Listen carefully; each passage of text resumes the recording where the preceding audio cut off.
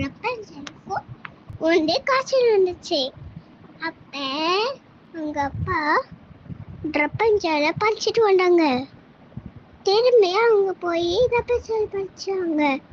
அந்த சூனியக்காரி அவங்க பின்னாடியே நிறுத்திச்சு தயாரா.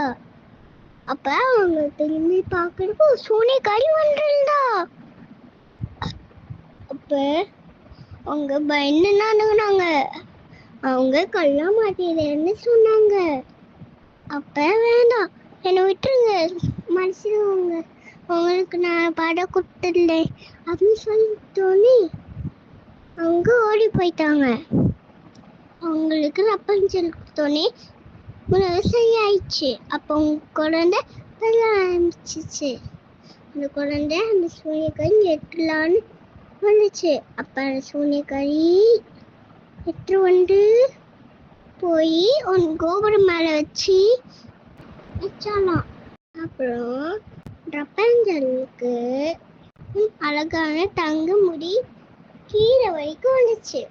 அவங்க ரப்பன்சல் கூறது கீழே போடுமா, அதை உன் ஏனையாவும் படிக்கத்தாவும் பயன்படுத்திக்கிறேன் அப்படின்னு சொல்லிட்டோன்னே அவங்க வந்து ஏரிமலை எழுத்தோன்னே அப்ப ரப்பன்சல் அவங்களுக்குலாம் உறவை செஞ்சுட்டே இருக்கும். அப்ப இளவரசர்கிட்ட அந்த பாட்டு பாடுறது கேட்டுச்சு. எங்க நம்ப இருப்பீங்களா, நான் உங்க தோழியா இருப்பேன், உன் தோழியா. அந்த இளவரசர் அவங்கள பார்த்தோன்னே ரொம்ப சந்தோஷம். இளவரசரே, நான் உங்களை பார்த்தோன்னே ரொம்ப சந்தோஷம். பை.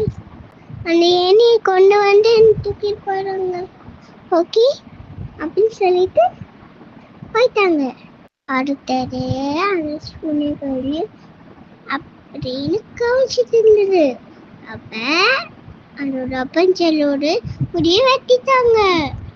அப்புறம் அந்த ரப்பன்சல் யாருக்குமே அந்த முடி காமிக்கல. அப்ப அந்த சூனியக்காரி அவனோட குரலை கீழே போட்டுச்சு ரப்பன்சலோடு. அப்ப மேலே எடுத்தோன்னே அந்த சூனியக்காரி வந்துருந்தா. இளவரசரை கீழே தள்ளிவிட்டா. அப்ப அந்த முள் செடி மேல தள்ளி விட்டுட்டா. அவங்கள வேற இடத்துல போனாங்க. ஹலோ என்ன நம்மளா இருப்பீங்களா, உன் தோழியா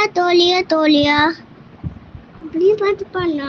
அப்ப அந்த சவுண்டு கேட்டுட்டோன்னே அந்த இளவரசர் வந்து அந்த சவுண்டை கேட்டுட்டே வந்தாங்க.